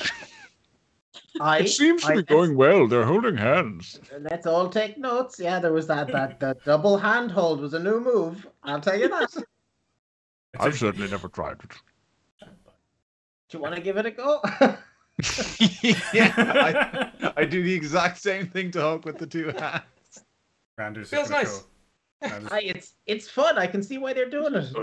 I take it back. This guy's onto something. This is actually quite pleasant. Rander, like, you know, like the third wheel, like, just puts his hands on top. Yeah. Like, and he's just like, yeah, it's really good. Okay, let's do this thing. Meanwhile, at the other table, where not uncomfortable things or less uncomfortable things are happening. You guys seem more comfortable with it. Yeah, It's far nicer than the position I put myself into. I'm just enjoying this part, and also watching Wes's face most of the time is It's painful. I'm bad at secondhand embarrassment. It's very tough to say whether or not a podcast would be better to listen to because you don't have to see some parts of it. Ben's excellent acting. The other part, though, is you get to see Wes with the old the old video version, and he's really into it. I'm very invested. As you turn Iggy and you say, "That's what we're all here for," and what was going through Kieran's mind, he goes, "Oh, you're all that. Oh, okay. No, it makes sense. Yeah, that makes sense. So you're all." That's not what I was implying. No, it wasn't what you were implying at all, but Okay. he's a pervert. That Iggy's returned home with 3 boys. I've returned home with my poly. With your harem of men. Of men, yes. Well, I'm just gonna give him another squeeze and go and then just have another drink, and this is just so great to catch up. Yeah, it's been a while. Like, when are you thinking of going? Like, I'm not saying that like you should go. You should stay forever. But like, when are you thinking of going to the other world? Well, time is somewhat pressing, so we might try and go. I know it's always evening, but like also time is passing. So when I say like this evening, I mean like in a period of short time. Is that clear? Yeah. And do you want me to come with, or no? Maybe you could come. Maybe make sure you show us the right way. Sure. Yeah. Anything for you. Let's go then. Sorry, unless you meant like chill out for. Do you need dinner? I asked the guys. I mean, I'm good to go whenever. I mean, I could always we could eat on the road on the walk. A little moonlight picnic. We ordered. How about you? If you have dinner planned, you go get dinner, and we'll catch you later on. Yeah. You'll go with your friend. Yeah. You kids have fun. Okay. Then I guess I'll see you later when you're back from the other world. And he leaves, and you can hear him under his breath go, "Oh my God, she's so fucking cool. Oh, Jesus Christ." I thought he was coming with us, no? I thought we were saying you should go have dinner. Yeah, I thought we were like, us 3 we'll go find our own dinner. You 2 have fun with that. He doesn't seem to catch on. No. That he got intimidated by 3 boys, and he left quickly. Oh.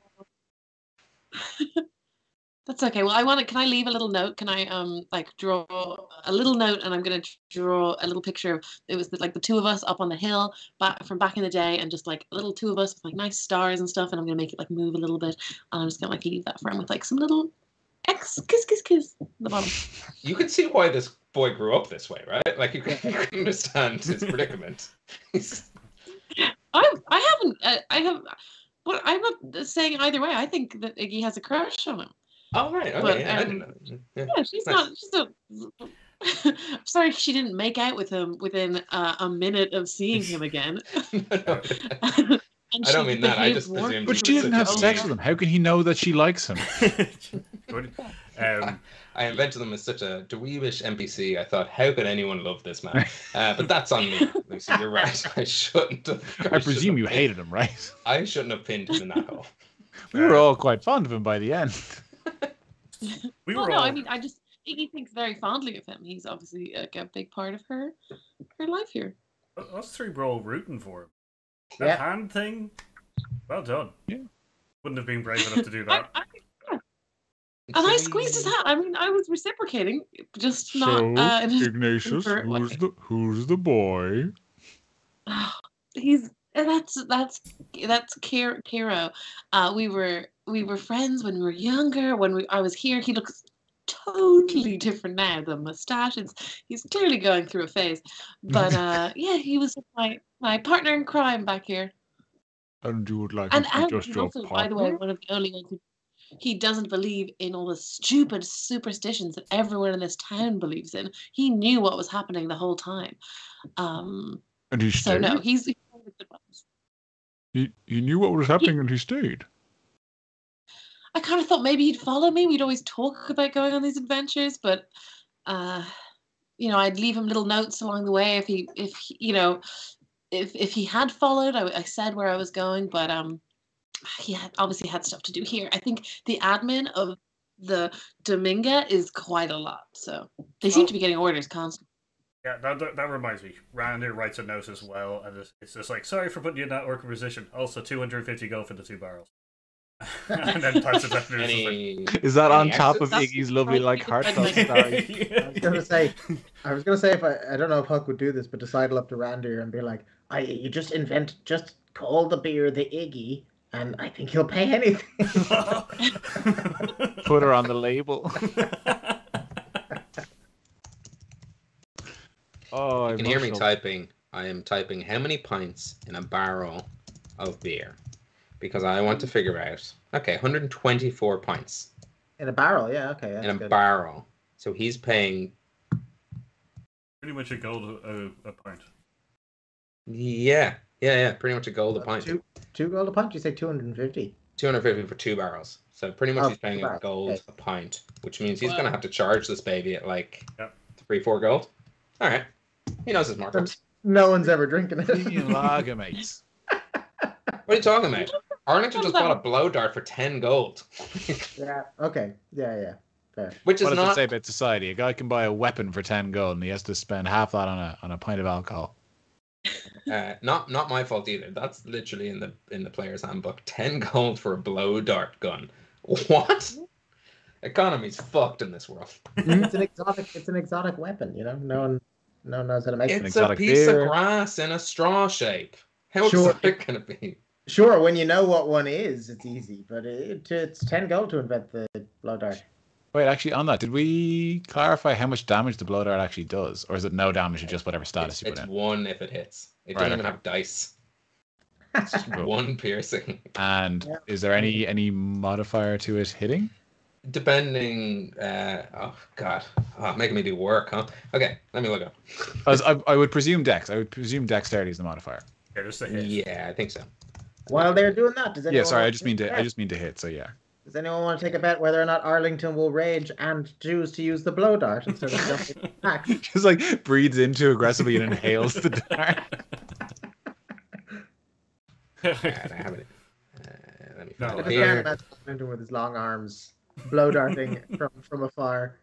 This feels like an Aragon decision. See, I'd forgotten that like I'm used to. I have a pretty good to hit stat because my strength is +7, my dex is +2, so he's got like his hands are too big for it to aim properly. You bring up a very interesting D&D mechanic. So none of the weapons have a like benefit, obviously, because like swords +1 add to your stats. So you being able to hit is not based on the blowgun; it's based on you. And it's arranged, so it is dex. It's your dex modifier, and plus your proficiency if you're proficient. It's your damage is modified by it. Yeah.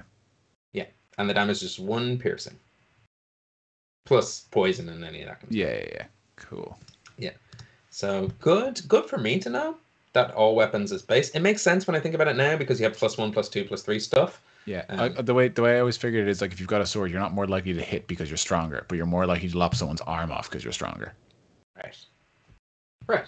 Well, that makes no sense because it's your to hit modifier that changes, not your damage modifier. But anyway, moving on. Wait, no, hang on. Oh, sorry, I misunderstood what you were saying. Never mind. Yes, yeah, that it's your stats. Yeah. That Sorry, change your to hit modifiers. Should we go to hell? Let's go to hell. Woo! Well, after all of those good intentions, I have this cool handbasket we can travel in. If you want to, and we don't have to, you don't have to tell me now. We can roll it like in your own time. If you want to take short rests and use hit dice and all that kind of stuff, do. If you want to take a long rest, now is the time to tell me that you're doing it. Though I'm almost certain, I was chatting to the guys during the tech goblins, and they seem to be low on health, but I can't remember anything that they came across between long resting before meeting Bacchus. I'm almost certain you've all long rested. I have my hit points are down, but I'm not sure why. Yeah, my hit points are down as well. So weren't we meant to do a long rest? But then we got the giant picked us up in the middle of that. We were meant. And then I think we huddled waiting for Iggy's dad. Possibly yes. Sleeping. So like, I don't know if we. You're exactly right. Yeah, you just went straight on to meeting Iggy's dad, not long resting. So now is the time if you wanted to long rest. We never actually took it. You're 100% right. Presumably it's been long enough that if we don't long rest, we'll start getting exhausted after this. Yeah, it's getting close to that. Cool. We should probably take a long rest. I mean, look, it's not going to get nighttime any sooner or later, so we can always go to the cave. Yeah. Yeah, I think so. Yeah, let's rest our weary noggins. Nice. You all find some sleep, unless you want to go home, Iggy, but you can sleep in the tavern. Yeah, I think. I could bring everyone back to Bacchus's gap. Yeah. Woo! If there's no bed, it's not the weirdest thing for you to stay with your dad. Yeah. Here we go. You all go back to Iggy's house. Yeah. Iggy, I have a description of your house, but I would much rather you tell me what it looks like. But I realize that also DM, I'm just bringing you, like, tell me what your family home looks like. But you do have full creative license. I can tell you if you don't want to. I can just go off page on paper. But what I like about doing these shows live and what I like about D&D is, like, what I write here isn't always the truth. Sometimes there's a truth in you guys. Well, it's a typical house as we all know them. Like, if you're a child and you have like little building blocks and there's like 4 on top of each other, but then they're pulled to the side, so each block is totally separate from the other one, but somehow they all bounce on top of each other. So it sort of looks like that, which mainly we built it that way because it is objectively charming, I would say. So it's got like a little hat on the top, which is also called a roof. And so that's the main exterior. Inside, would you believe the interior walls soon gave away to just being doodled all over. So it's sort of just like a free-form doodles and endless art picture. Me and my stepsister, basically, whenever we drew anything, Dad would put it up on the wall, and that just became the wallpaper and the walls themselves. Sorry, I love how it's not you drawing on the walls, but it's Bacchus taking your drawings and pinning them to the walls.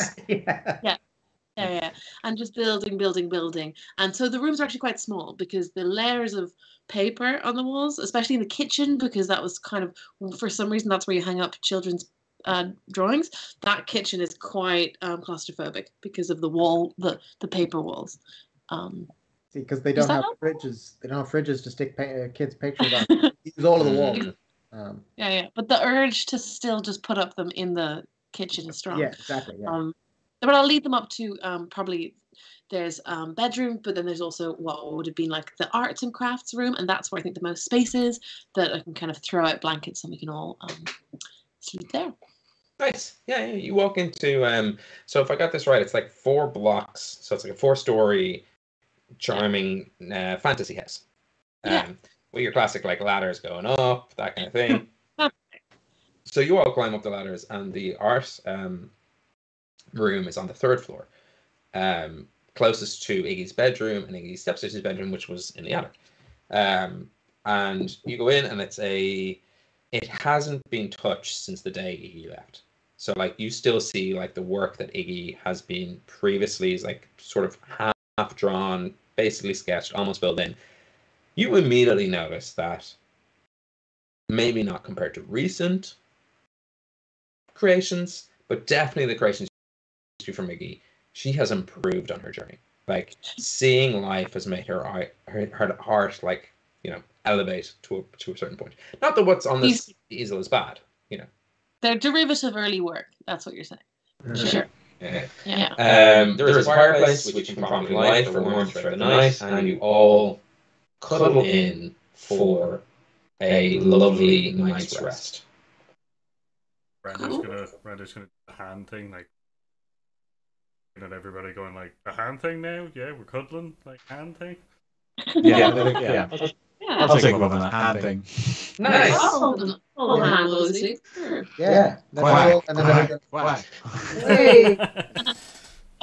Now I picture Kieran scaling the house to peer through the window. Maybe I can spread that. Everything's like, maybe she's totally available and looking through and seeing us all. It's like the most soft core orgy ever. Let's all hold hands. Yeah. And then he sneaks in and he's like, but that's where I used to sleep. That was our thing. Everyone make a perception check. Oh God. Maybe we'll see him. Peeping Tom. Perception. 21. Nice. Dirty 20 for me. Cool. Ooh, that's a 25. I've played a lot of D&D, and I don't think I've ever had a character who's good at spot checks in my entire life. Gotta play a druid or a cleric, my friend. Was your monk Or a ranger. Was your monk not good? Was Blink not? No, he's blind. So, yeah, he was the worst, actually. Would have been excluded from this check. Everyone except Huck, who promptly falls asleep, rolls over and kicks his feet in the air, notices, and Arlington, you notice too, you're crying. And specifically, you're keening. You are overcome with tremendous grief. The grief of losing someone. And you're not quite wailing and you're not quite being openly vocal about it. But in this quiet room, you can hear Arlington lightly sobbing. Oh, sorry, it's just me crying. Just you. Okay. That tracks. Is there, do I know why I'm crying? Make a insight check. Ooh. I'm gonna kind of like, I guess, whisper Iggy and just be like, does he? It's a 9 on insight. Hard to say. You know you're crying for the... Not that you've lost someone. You're crying because you will lose someone. There's a sense of premonition here. You're crying for a death in the future. Ooh. You're pre-grieving.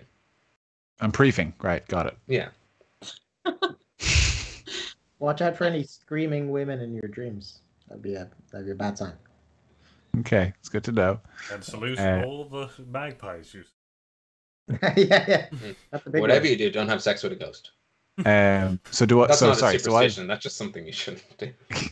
So I recognize that I'm crying. It's not like I don't realize there's tears streaming in or anything. No, you recognize. Like you're aware of your own body. Like it's not happening to you. It's there. I'm gonna stand up and be like, I gotta go outside and work out. I'll be back in a bit. I'm gonna leave the room and go stand outside and start doing jumping jacks in the rain. Well, no, I don't know why I'm presuming it's raining. It's raining on my face. Cheers. Yeah, it's raining. I'm trying to cover up my sudden ennui with exercise. I'm trying to like work through it. Basically, to go with the Footloose analogy, I'm Kevin Bacon dancing his problems away, but with exercise. Nice. Yeah. You it seems to work. The crying stops, and the moment passes. Okay, I'll do a little cool down for 5 minutes, and then I'll come back inside. Was it the hand thing? Was what? Well, nothing. I just hadn't worked out in a while. That's all. This time antsy. kind of has that effect on people, honestly. I don't know what you guys are talking about. I'm like still kind of pushing the tears aside rather than wiping them. Get out of here. Yeah. Go on your way. Wait, you think people get sad around here? I don't know. I'm just saying it can happen. It can happen every night, every single night, forever. So yeah, it can sometimes happen. And can I pass him some rags to use as tissues? Sure. I clumsily blow into them. Yeah. Thank you. Kind of not used to being sad. I don't care for it. I can see why you left. Yeah. On the window, you hear a kind of like, it sounds like a pebble hitting against it, like a tink, tink, tink, tink. My axe is out. What was that? I want to just look over it. Go. Oh, Tink, what's tink, going on? tink. I presume Make it. am I? You can wake up for this. Okay. The Arlington coming back in, soaking wet, is the thing that probably would have woken you up from. Yeah, I'll definitely do like a thing. And Oh yeah, good. Great. Hard to see in the rain, but there is a bird at the window. Quick, is it a yes. magpie? Tink, tink, tink. It's not a magpie. You know that much. Brander's already This is. solution. Oh, we do have to do the whole soul bit leaving thing, don't we? Oh, Can I open the window? Or no? Yeah, you open the window, and the bird looks at you, hops once, twice into the room, and shakes off. And as the bird shakes off, they grow into quite a tall, long, black-haired, sort of hunched over, like cloak on, hood up woman. You peg her to be maybe like 14. And she goes, "So, I'm sorry? sup?" You climbed into our window. What are you tapping about? Sorry. We're gonna do the soul thing. We're not gonna do the soul thing. Oh yes, you're the Morrigan's intern. I might have been gone for this. Have we met this person? Yeah. Not this version of the Morrigan, I'm guessing. I'm also going to be like, stand up straight and speak clearly.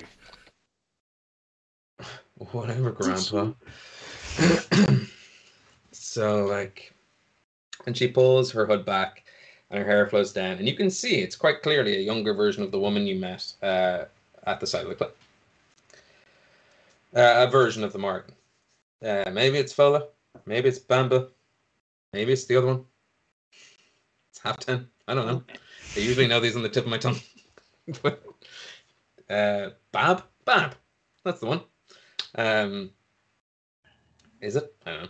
And Wait, sorry, her name is Bab. She goes, look, maybe I'm Fola. Maybe I'm Bamba. Maybe I'm in the other one. I don't know. What do you care? Into the teapot or not into the teapot? Like, I got a lot of debts to administer. So the deal is you're holding on to a bit of our soul and you'll give it back when we're done. As soon as you're done, you get it back. And if we perish there, you can bring us back here. Exactly. There is kind of my home, like my house. So I have a little bit of dominion over it, if you want to call it that. I wouldn't. And if I take a little bit of your soul, it means you don't die there. You die when you're meant to.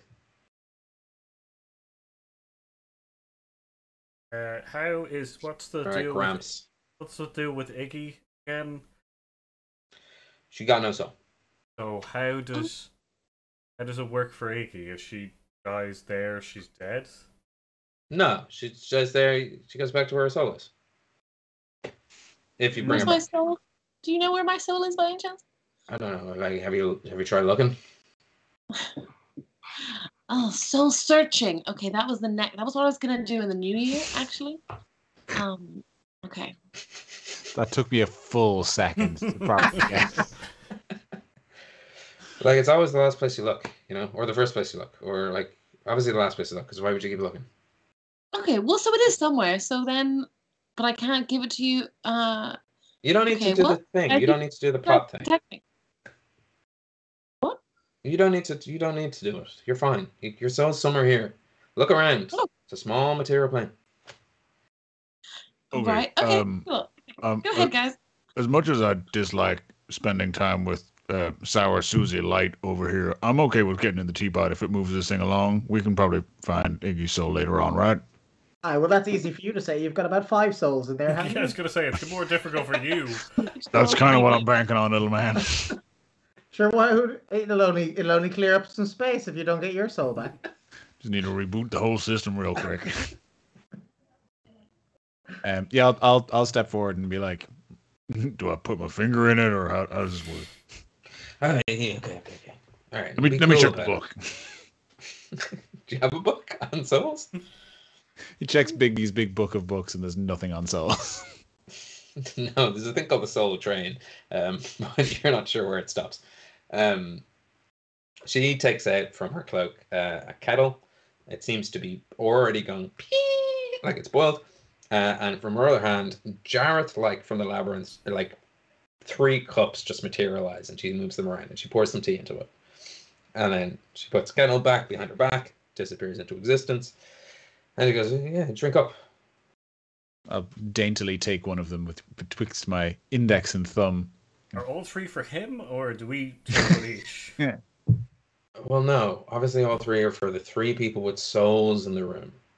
Aye, but he's got about 5. So I only took one. Oh, so sorry. He has could be one all soul. for him. Why do you think he's what? What are you, Mr. Soul expert? Is that what you are?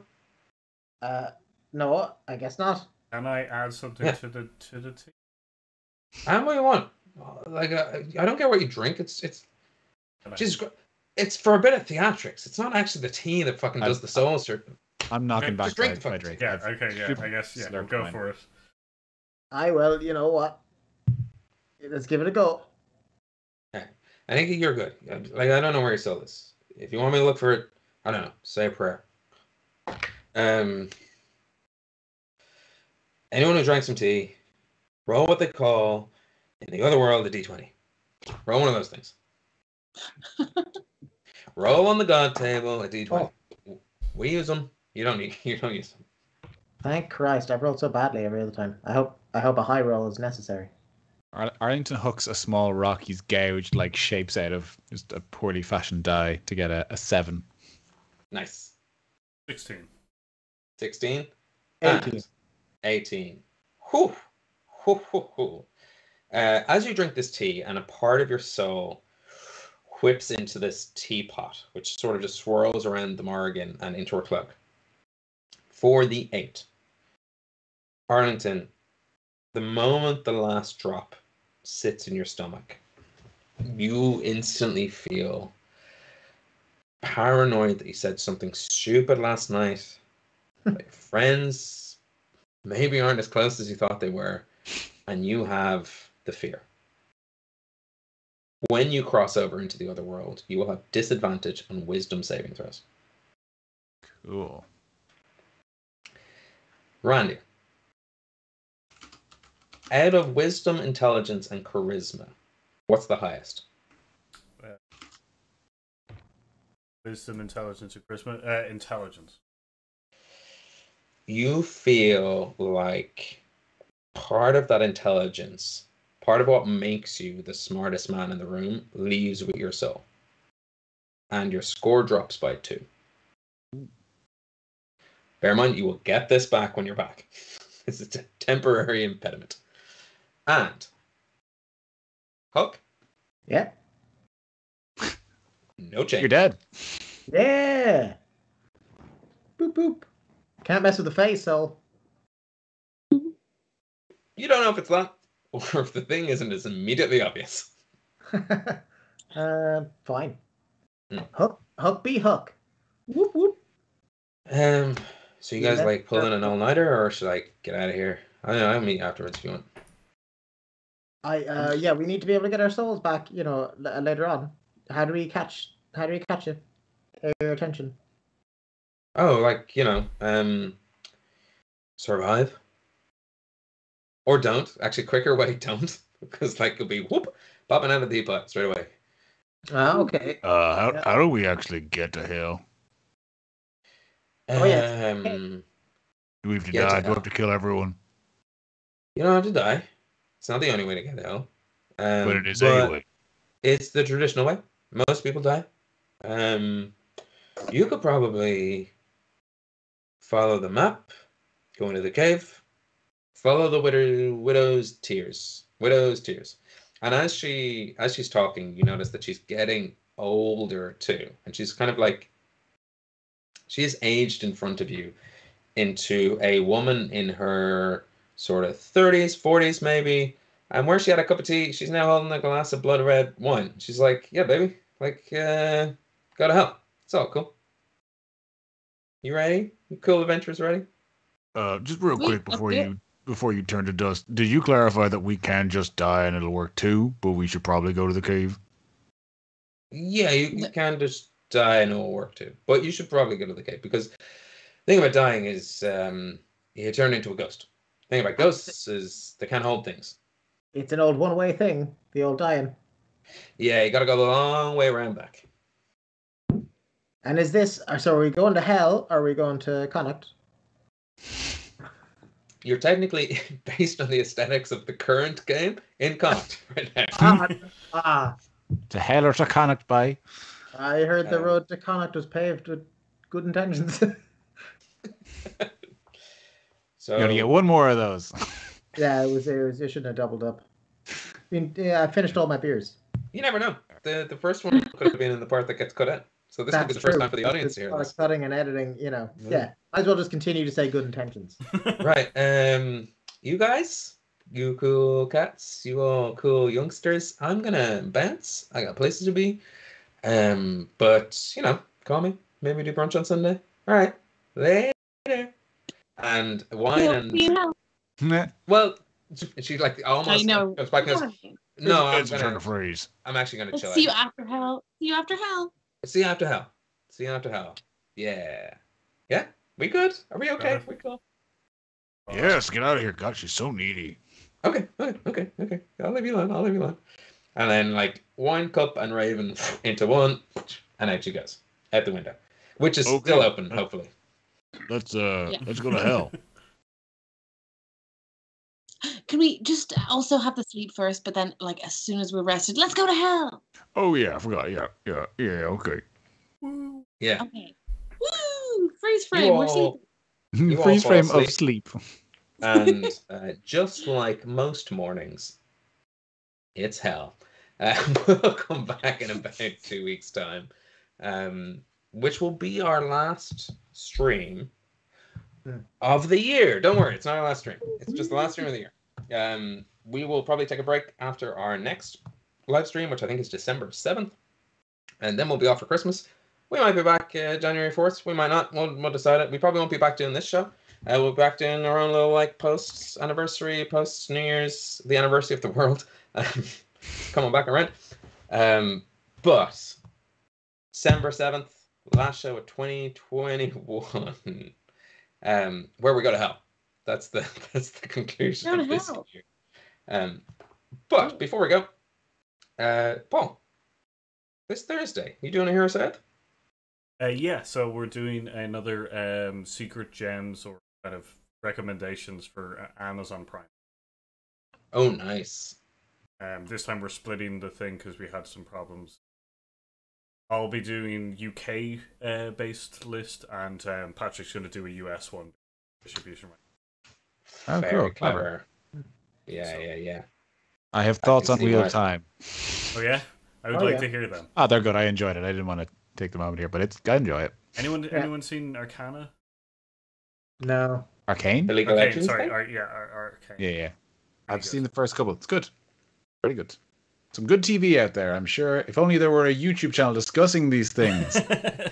Well, Wes, let me tell you, there is. It's called Heroes Out, and it's live at 8 p.m. every Thursday Irish time, where you can catch the very wonderful Paul and Patrick. They'll be Paul, they'll be Patrick. If you know the show, you'll get that. And check them out on Thursday. We'll be back in about 2 weeks' time. Until then, look after yourselves. Be sound. Good night. And joy be with you all. Season hell. Season hell, motherfuckers.